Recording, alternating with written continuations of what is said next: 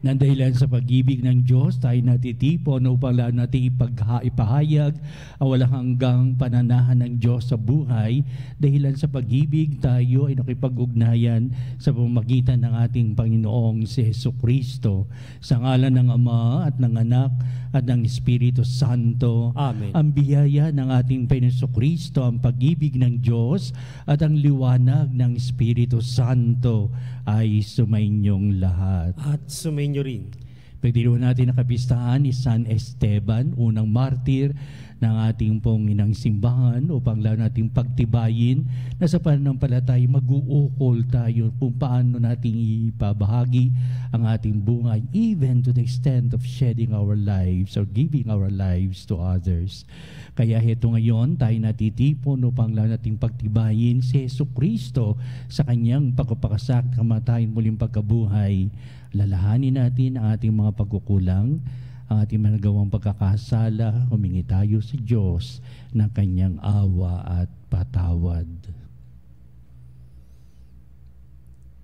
Inaamin ko sa makapangyarihang Diyos at sa inyo mga kapatid na lubha akong nagkasala sa isip, salita at sa gawa at sa aking pagkukulang, kaya isinasamo ko sa mahal na Birheng Maria, sa lahat ng mga anghel at mga banal at sa inyo mga kapatid na ako'y panalangin sa Panginoong ating Diyos.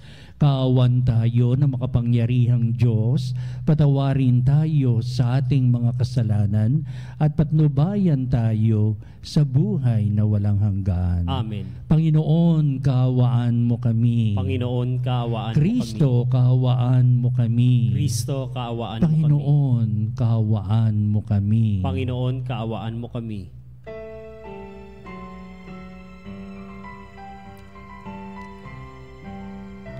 Luwalhati sa Diyos sa kaitaasan, kaloob sa lupa ay kapayapaan. Pinupuri ka at ipinagdarangal, sinasamba ka dahil sa dakilang mong kaluwalhatian. Panginoon naming Diyos sa rin ng langit, Amang makapangyarihan, Panginoong Jesucristo, Pustong na anak ng Diyos, Kordero ng Ama, Ikaw na nag-aalis ng mga kasalanan ng sanglibutan. Tanggapin mo ang aming kahilingan, Ikaw na naluluklok sa kanan ng Ama, maawa ka sa amin. Ikaw lamang ang banal, Panginoong Jesucristo, kasama ng Espiritu, sa luwalhati ng Ama. Amen, Amen, Amen, Amen. Manalangin tayo. Ama naming makapangyarihan, ipagkaloob mo ang aming matularan, ang aming pinararangalan upang matutuhan naming mahalin ang mga kaaway, pakundangan sa pagdiriwang namin sa pagsilang sa kalangitan ni San Esteban marunong manalangin para sa mga umuusig na kalaban. Nilulog namin ito sa pamamagitan ni Jesucristo kasama ng Espiritu Santo magpa sa walang hanggan. Amen.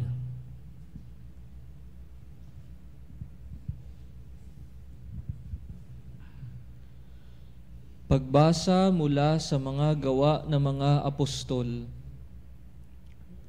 Noong mga araw na iyon, pinagpala ng Diyos si Esteban at pinuspos ng kapangyarihan. Anupat gumawa siya ng maraming himala at kababalaghan sa harapan ng madla. Nakipagtalo sa kanya ang ilang kasapi sa sinagoga ng mga pinalaya na binubuo ng mga Hudyong taga Cirene, taga Alejandria, taga Cilicia at taga Asya.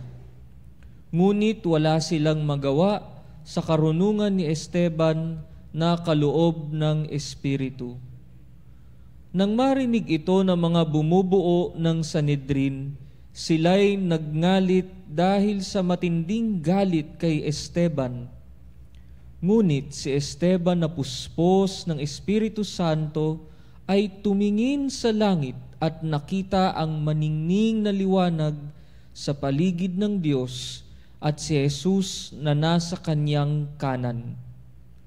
Bukas ang kalangitan, sabi niya, at nakikita ko ang anak ng tao na nasa kanan ng Diyos. Tinakpan nila ang kanilang tainga at nagsigawan. Pagkatapos, sabay-sabay silang dumaluhong sa kanya. Kinaladkad nila si Esteban hanggang sa labas ng lungsod upang batuhin. Hinubad ng mga saksi ang kanilang mga kasuotan at iniwan sa isang binatang nagngangalang Saulo. At pinagbabato nila si Esteban na nananalangin naman ng ganito, Panginoong Jesus, tanggapin mo ang aking espiritu. Ang salita ng Diyos. Salamat sa Diyos. Poon sa mga kamay mo, habilin ko ang buhay ko. Poon sa mga kamay mo, habilin ko ang buhay ko. Tanging kublihan ko, ako ay ingatan, tagapagtanggol ko't aking kaligtasan. Tagapagtanggol ko at aking kanlungan, ayon sa sabi mo, ako'y patnubayan. Poon sa mga kamay mo, habilin ko ang buhay ko. Sa mga kamay mo, habilin ko'y buhay ko, tagapagligtas kong tapat at totoo. Magbubuni ako, magsasayang tunay, sa iyong pag-ibig na walang katapusan. Poon sa mga kamay mo, habilin ko ang buhay ko. Laban sa kaaway ay ipagtatanggol mo at sa umuusig sa sinumang tao. Itong iyong lingkod, sana ay lingapin. Ingatan mo ako't iyong pagpalain. Iligtas mo ako at iyong sagipin. Tanda ng pag-ibig na di magmamaliw. Poon sa mga kamay mo, habilin ko ang buhay ko.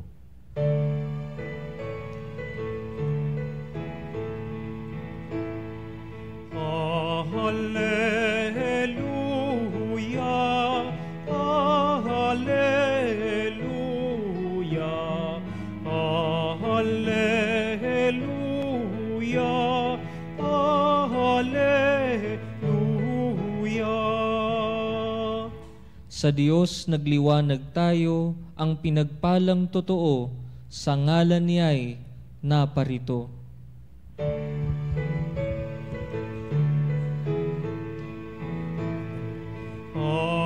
Alleluia, alleluia,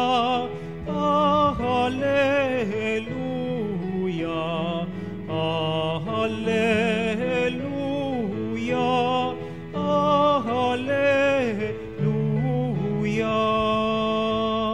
Sumainyo ang Panginoon. At sumainyo rin. Ang mabuting balita ng Panginoon ayon kay San Mateo. Papuri sa iyo, Panginoon.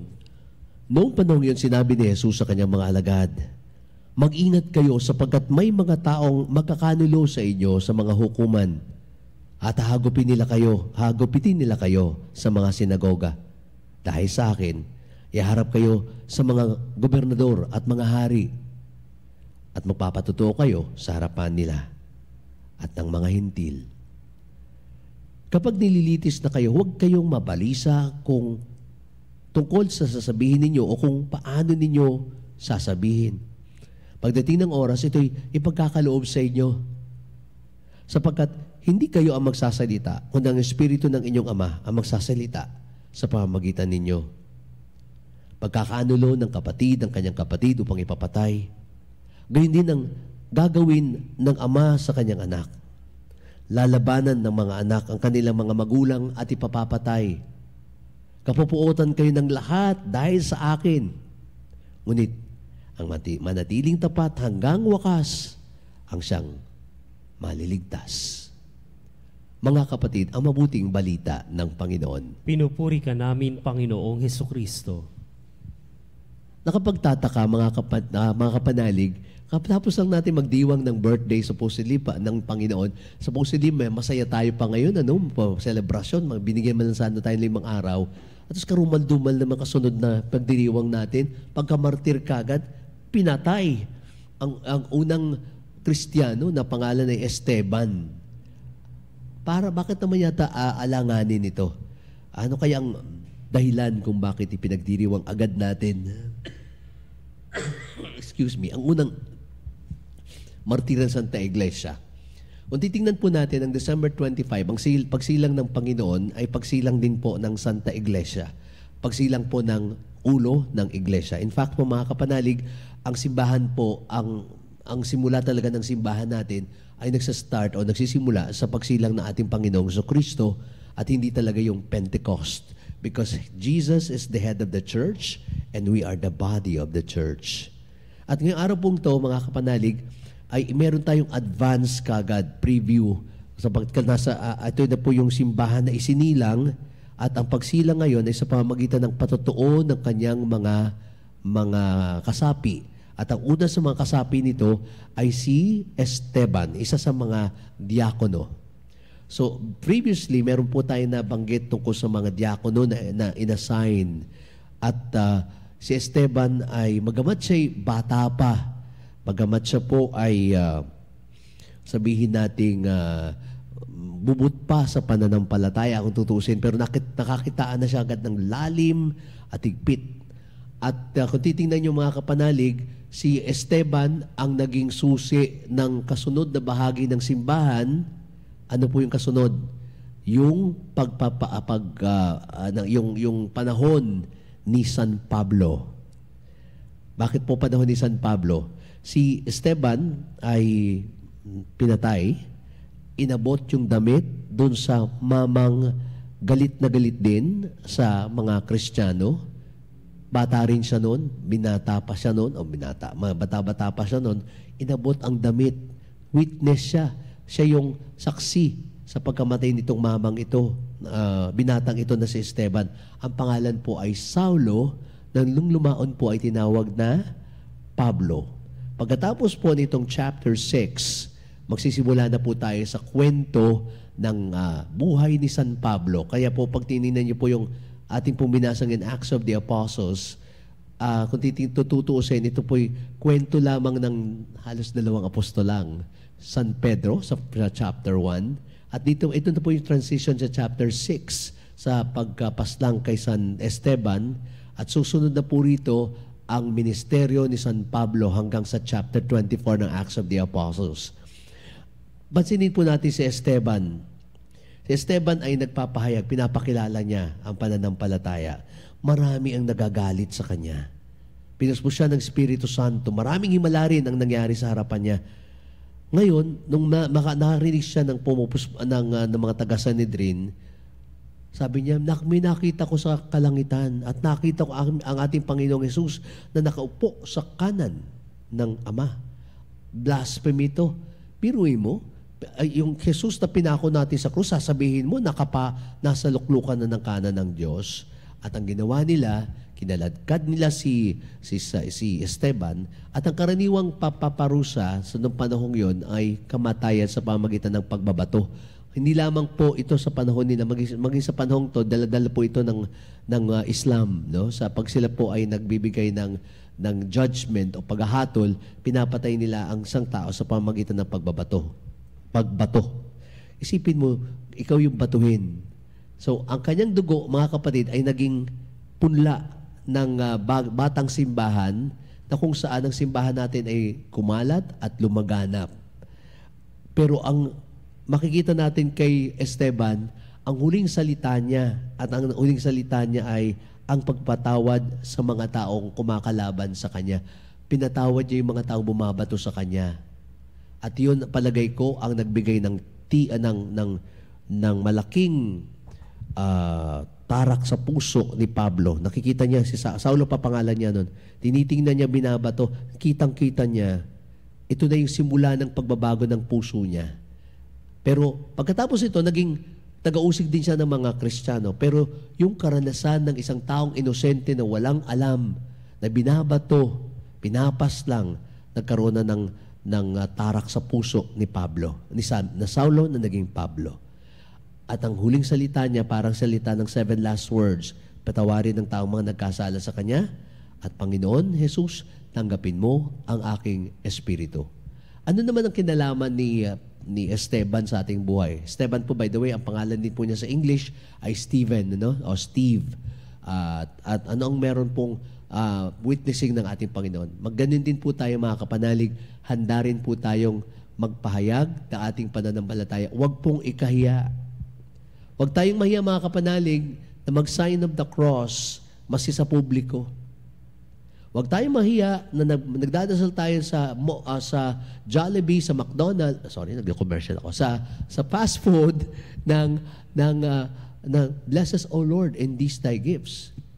Yung mga nasa movie at saka television industry, kung kayo po'y katolikong writer, huwag po kayo mag-compromise. Show it that we are Catholic writers. Huwag nyo ikahiyang pakita na sign of the cross. Pinanonood ko po yan pag may mga nagdarasal. Hindi lang just pipikit kayo at magdadasal para accommodate lang natin yung ibang sekta at religion. No. Show it. We are Catholic. We are Christian. At ipakita nyo yung sign of the cross sa ngalan ng Ama, ng Anak at ng Espiritu Santo. Pakilala rin si Kristo sa mga tao at huwag kayong matakot na ipakilala siya. At mula nun mga kapanalig, mula po dito sa karanasan ni Esteban, hindi na tumitigil ang mga Kristiyano magpasa hanggang ngayon ng pagbibigay ng patotoo sa ating pananampalataya. The word is martyr. Sa wikang Griego, ang ibig sabihin po ng martyros ay tagapagpatotoo. So hindi lang po pag sinabing martir, mamamatay ka sa pananampalataya. Hindi po, magpapatotoo. At meron pong dalawang klase ng tinatawag nating martyr o tagapagpatotoo. Isang tagapagpatotoo sa pamamagitan ng dugo, ititawag nating red martyr, at yung tinatawag nating white martyr. So lahat po tayo pwedeng maging martyr na naging tagapagpatotoo. Anong ibig sabihin? Kung kinakailangan po na tayo po ay mapaslang para sa pananampalataya, hiningi natin ng grasya ng Diyos na maging matapang din tayo, makakatakot din naman yata yung papatayin ka, di ba? Nakahanda mo ba kayo kung sakali? Pero maging si Pope, sabi niya, na maski siya natatakot din. Sino man ang hindi matatakot, lahat po matatakot, maski po ako. Pero pagdating daw nung araw na yun, sabi ng Ebanghelyo natin, huwag kang matakot kasi ang Holy Spirit ang magsasabi sa iyo ng sasabihin mo. Ang hilingin lang natin yung grasya na manatili tayo hanggang sa wakas. Pagkatapos nito mga kapatid, meron din pong tinatawag na white martyr. Ang puting martyr mga kapanalig ay ang pagpatotoo sa pamamagitan ng buhay. Hindi rin po madali. Sa panahong to halimbawa na ang lakas ng tukso, OFW ka, tapos nag-iisa ka sa accommodation mo, merong babae, o kung kay lalaki, may babae na hindi mo asawa, aali-aligid, nakakatukso, ang sarap patulan. Pero sasabihin mo, hindi, kasi tapat ako sa sakramento ng kasal sa asawa ko. Tawagin ka man ng babaeng bakla para patulan mo siya. Pero sabihin mo pa rin, maski anong sinabi mo, ang sagot ay no. Yun po ang white martyr. Ibig sabihin, may sakripisyo ka rin gagawin. Hindi mo kaya na may mahina ka sa laman, pero gagawin mo alang-alang sa pamilya ko, alang-alang sa Panginoon, gagawin ko po ito alang-alang sa Diyos.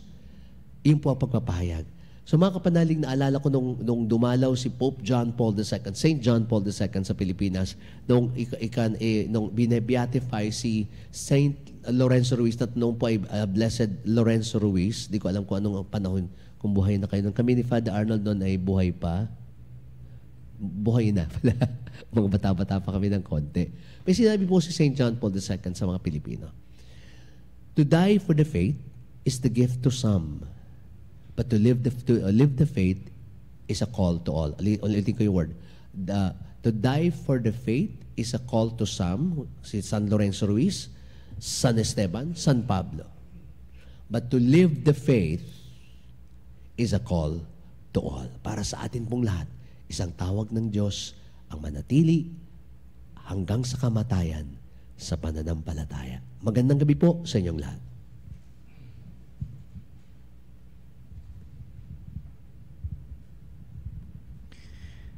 Halina, dudulog tayo sa Diyos upang natin pagtibayin ng pananampalatayang may ugnayan tayo, nakikinig ang Diyos sa lahat nating pagsusumamo. Ang ating pong itutugon sa bawat panalangin. Panginoon, dinggin mo ang aming panalangin. Panginoon, dinggin mo ang aming panalangin.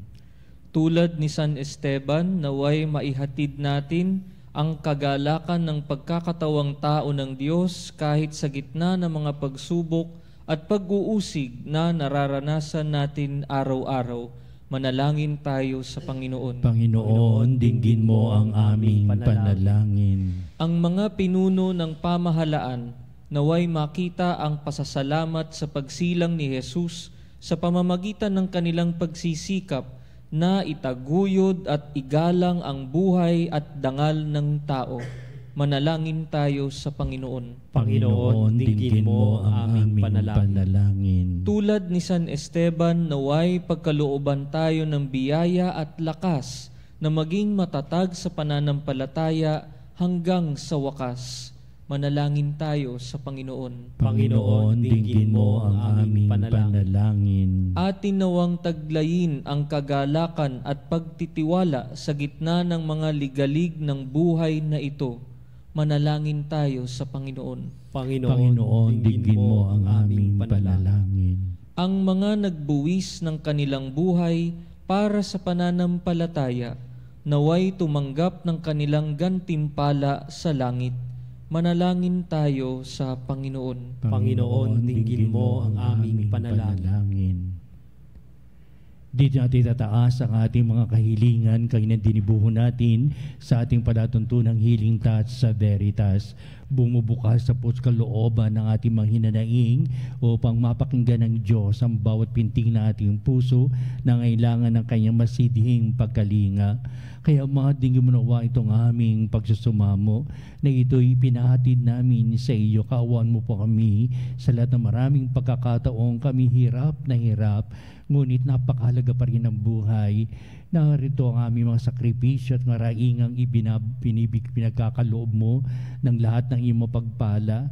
Kaya sa aming pagsamot, mga pagdaing, mga didulog namin, ngayon pinapahayag namin sa pamamagitan ni Kristong ating Panginoon. Amen.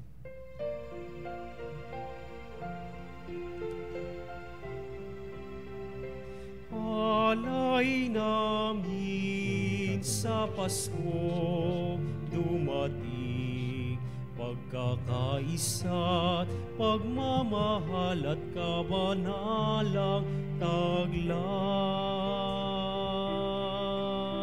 Dalangin namin manatili kami tapat sa pag-ibig na bigay mo sa amin. Itong alak at tinapay, mga bungang alay, halo ng pawis at biyaya ng langit.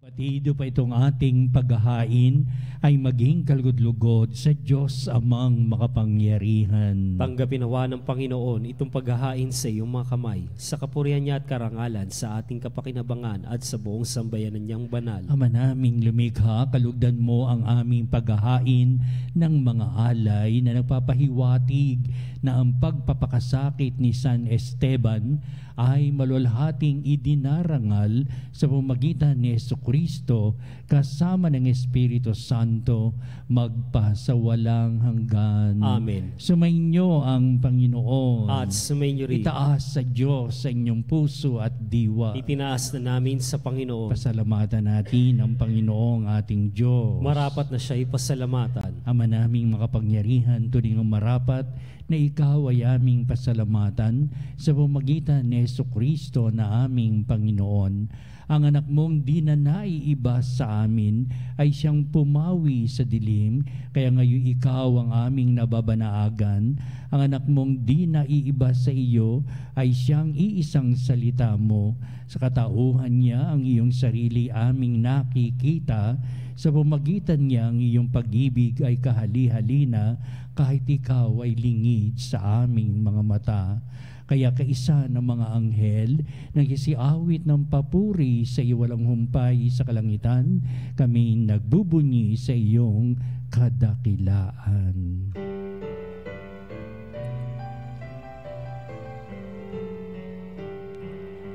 Santo, Santo, Santo, Diyos makapangyarihan, napupuno ang langit at lupa ng kaluwalhatian mo. Hosana, Hosana, Hosana.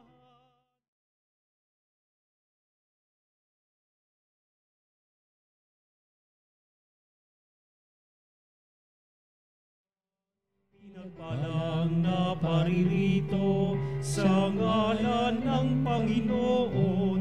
Hosana, Hosana, Hosana, Hosana, Hosana sa kaitaasan.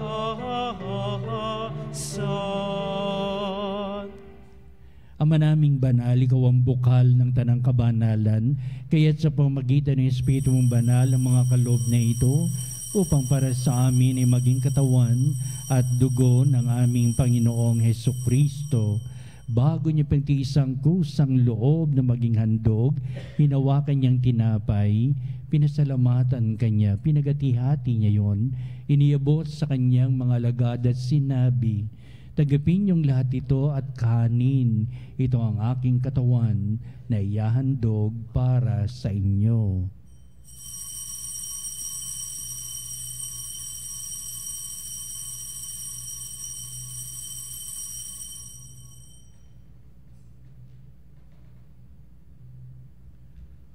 Gayun din naman, pagkatapos ng hapunan, hinawakan niya ang kalis, muli kanyang pinasalamatan, iniabot niya ang kalis sa kanyang mga alagad at sinabi, "Tagapin niyong lahat ito at inumin ito ang kalis ng aking dugo, ng bago at walang hanggang tipan.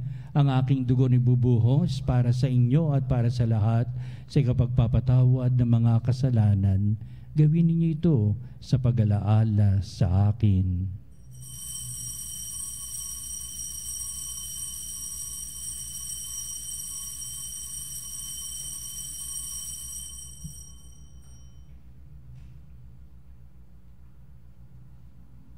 Ipagbunyi natin ang misteryo ng pananampalataya. Aming ipinahayag na namatay ang iyong anak, nabuhay bilang Mesiyas at magbabalik sa wakas para mahayag sa lahat. Ama, ginagawa namin ngayon ang pag-alaala sa pangamatay at muling pagkabuhay ni anak, kahit inialay namin sa iyo ang tinapay, bibigay buhay at ang kalis, nagkakaloob ng kaligtasan. Kaming papasalamat dahil kami minarapat na tumayo sa harap mo para maglingkod sa iyo. Sinasamo namin kami magsalo-salo sa katawan dugo ni Kristo ay mabuklod sa pagkakaisa sa pamamagitan ng Espiritu Santo. Ama, lingapin mo ang iyong simbahang laganap sa buong daigdig. Puspusin mo kami sa pag-ibig kaisa ni Francisco na aming Papa at ni Onesto na aming Obispo at ang Tanang Kaparian. Alalahanin mo rin ang aming mga kapatid na nahimlay nang may pag-asang sila'y muling mabubuhay, gayon din ang lahat ng mga pumanaw. Kaawaan mo sila at patuloyin sa iyong kaliwanagan.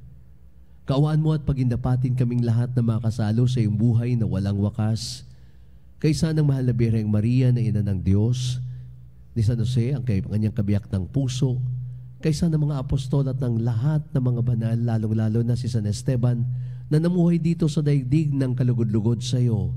May pagdiwang nawa namin ang pagpupuri sa ikararangal mo sa pamamagitan ng iyong anak na aming Panginoong Hesukristo.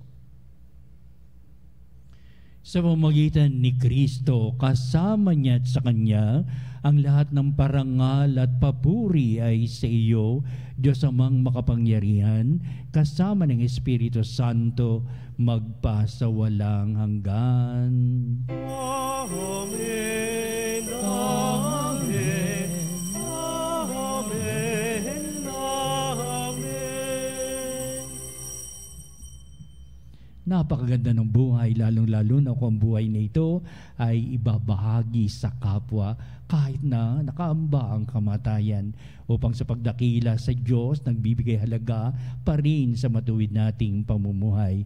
Ating ngayong awitin ang panalangin tinuro sa atin ng ating Panginoon ang Ama namin.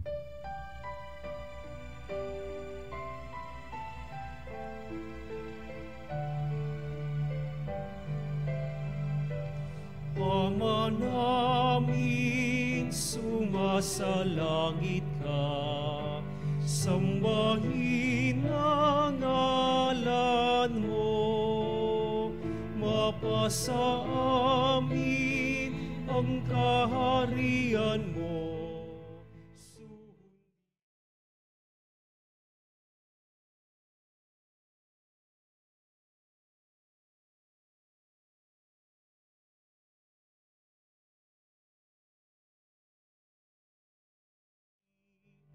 Bigyan mo kami ngayon ng aming kakanin sa araw-araw, at patawarin mo kami sa aming mga sala.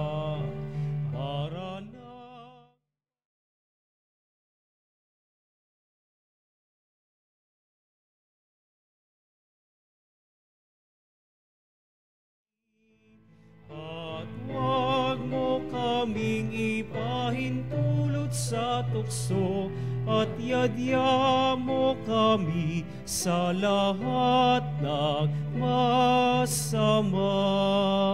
Inihiling namin kami Diyos sa lahat ng masama, pagkalooban ng kapipian araw-araw, iligtas sa kasalanan, tilayo sa lahat ng kapamakan, samantalang aming pinanabikan ng dakilang araw ng pagpapahayag ng tagapagligtas naming si Hesukristo. Sapagkat sa iyo ang kaharian at ang kapangyarihan at ang kapurihan magpakailanman. Amen. Panginoon Kristo, sinabi mo sa mga apostol, kapayapaan ang iniiwan ko sa inyo, ang aking kapayapaan ang ibinibigay ko sa inyo. Tunghayan mo ang aming pananampalataya at huwag ang aming mga pagkakasala. Pagkalooban mo kami na kapayapaan at pagkakaisa ayon sa iyong kalooban, kasama ng Espiritu Santo, magpasawalang hanggan. Amen. Ang kapayapaan ng Panginoon ay laging sumainyo. At sumainyo Magbatian tayo at magbigay ng kapayapaan sa isa't isa. Peace be with you.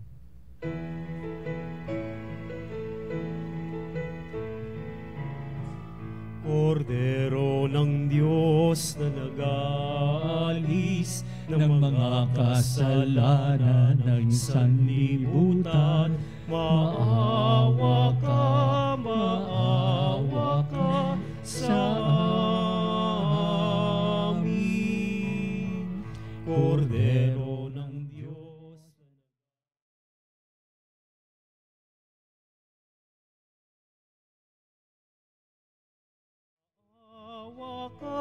Maawa ka sa amin.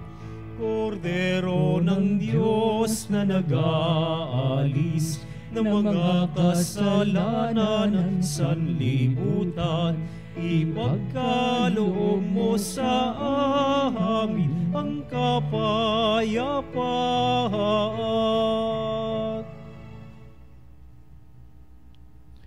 Tunghayan natin ang ating Panginoong si Hesukristo, ang dakilang pag-ibig ng Ama. Siya na nag-aalis ng mga kasalanan ng sanglibutan, mapalad na tinatawag sa piging ng kordero. Panginoon, hindi ako karapat-dapat na magpatuloy sa iyo, ngunit sa isang salita mo lamang ay gagaling na ako.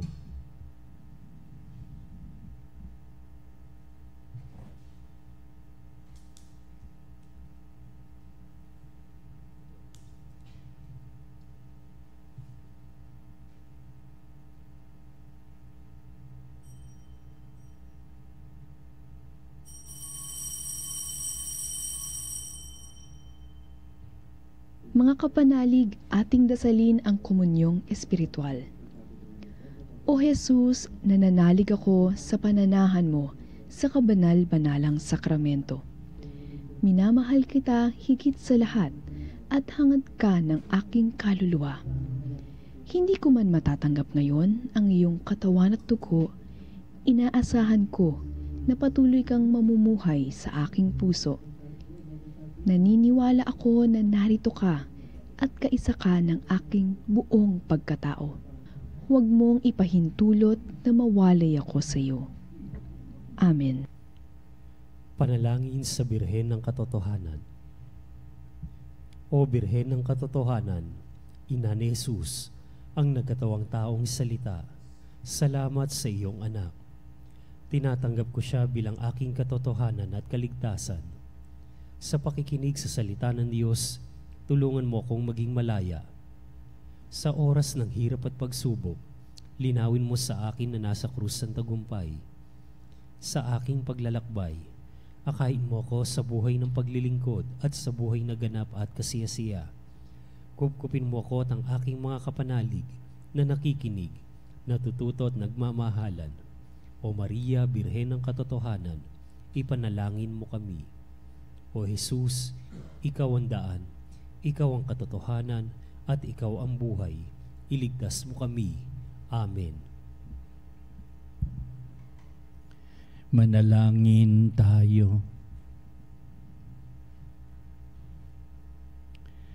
Ama naming mapagmahal, kami nagpapasalamat sa napakaraming mong bigay sa aming mga inililigtas mo pakundangan sa Pasko ng Pagsilang at pinaliligaya mo sa kapistahan ng martir na si San Esteban sa pamamagitan din ni Jesucristo kasama ng Espiritu Santo magpa sa walang hanggan. Amen. Susunod po natin ang pagtatanghal sa kabalbanang sakramento sa ating munting pagtatanod at sa ating panalangin. Sa bandang huli, ito ang magbibindisyon sa atin bilang pagwawakas nitong ating banal na gawain. Salamat po.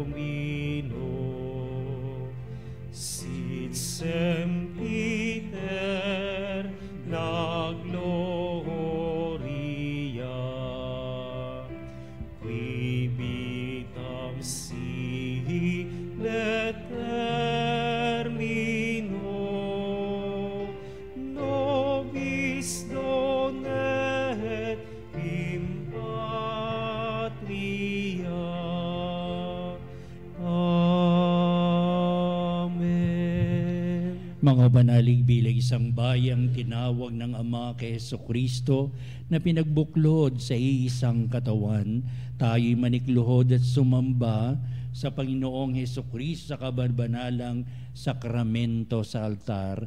Sa sandaling ito ng pagpupuri at pagsamba sa banal na sakramento, alalahanin natin ang ating mga kapanalig na kasama natin ngayong nakikinig at nakasubaybay sa ating himpilan. Higit sa lahat ang ating mga may sakit at mga nakaratay sa banig ng karamdaman, ang mga nasa pagamutan at kanilang tahanan, at ang lahat na tanging sa Diyos lamang umaasa ng kaligtasan. Gayun din, panalangin natin ang mga nanghihinaan sa kanilang pananampalataya, ang mga nakararanas na matinding kalungkutan, takot at pangamba, at ang mga nawawalan ng pag-asa at lakas ng kalooban. O Diyos, halina at kami tulungan. O Panginoon, halina't kami. O Panginoon, magmadali ka sa iyong pagdamay. Papuri sa Ama at sa Anak at sa Espiritu Santo. Kapara noong unang, ngayon at magpasawalang hanggan. Amen. Purihin ang makapangyarihang Ama na nagsugo sa kanyang bugtong na anak upang tayo'y maipagkasundo sa Kanya. Pinupuri ka namin ngayon at kailanman. Purihin ang Panginoong Jesucristo, ang Kordero ng Diyos na nag-alay ng kanyang katawan at dugo bilang pagtubo sa sala ng tanan. Pinupuri ka namin ngayon at kailanman. Purihin ang banal na Espiritu, ang Panginoong nagpapabanal na pumupuspos at nagbibigay kagalingan sa lahat. Pinupuri ka namin ngayon at kailanman.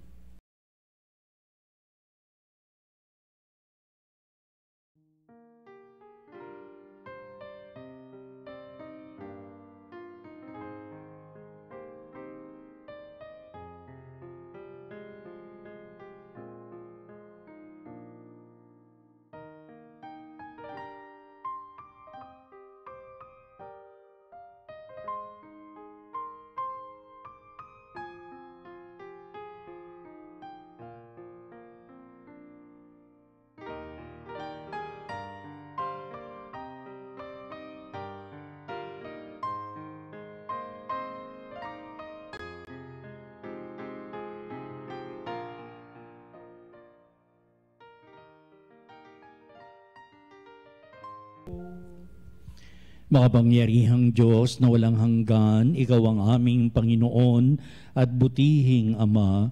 Sa iyong pagpapalay, pinagkaloob ang lakas sa aming kahinaan.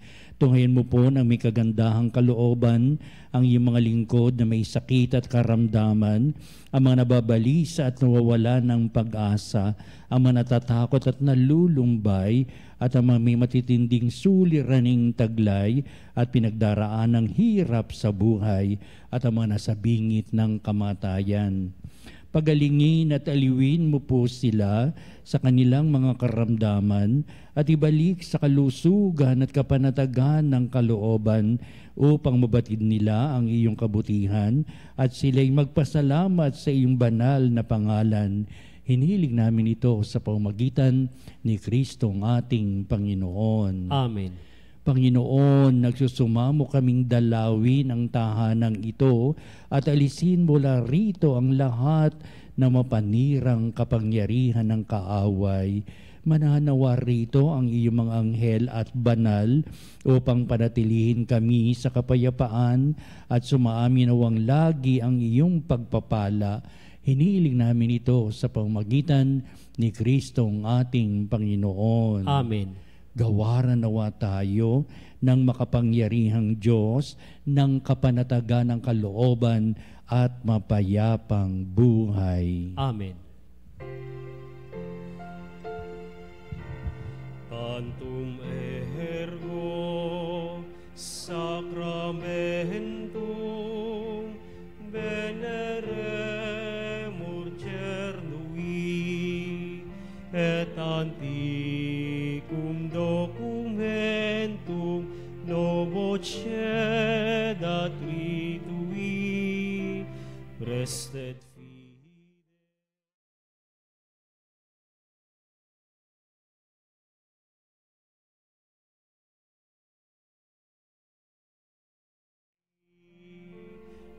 genitori, genitoque, lauset jubilatio, salus honor virtus quoque, sit et benedictio, procedenti abur troque comparsit laudatio. Amen. Amen. Panem de cielo, praestetiste eis. Omne delectamentum in se habente. Oremus. Deus, qui nobis sacramento mirabili, passiones tui memoriam reliquisti, tribue quesimus, itanos corporis et sanguinis, tui sacra mysteria venerari, ut redemptiones tui fructum, in nobis iuditor sentiamus, qui vives et reinas, in saecula saeculorum. Amen.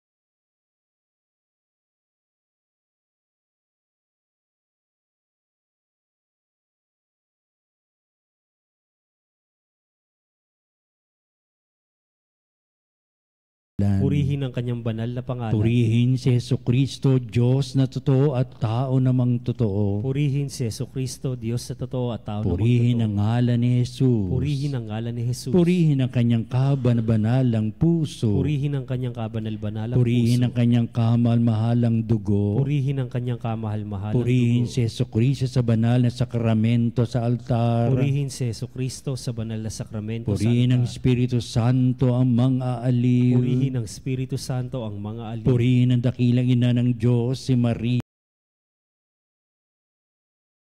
Purihin ang dakilang ina ng Diyos, si Maria Santissima. Purihin ang kalisinisang paglilihi sa Kanya. Purihin ang kalinis-linisang paglilihi sa Kanya. Purihin ang Kanyang malalhating pag-aakyat sa langit. Purihin ang kanyang malwalhating pag-aakyat sa langit. Purihin ang ngalan ni Maria, Birhen at Ina. Purihin ang ngalan ni Maria, Birhen at Ina. Purihin si San Jose, ang kanyang kalisinisang esposo. Purihin si San Jose, ang kanyang kalinis-linisang esposo. Purihin ang Diyos sa kanyang mga anghel at mga santo. Purihin ang Diyos sa kanyang mga anghel at mga santo.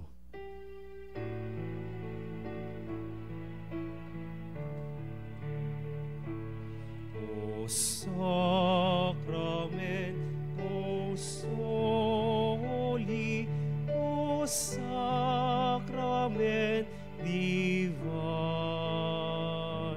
all praise and all thanksgiving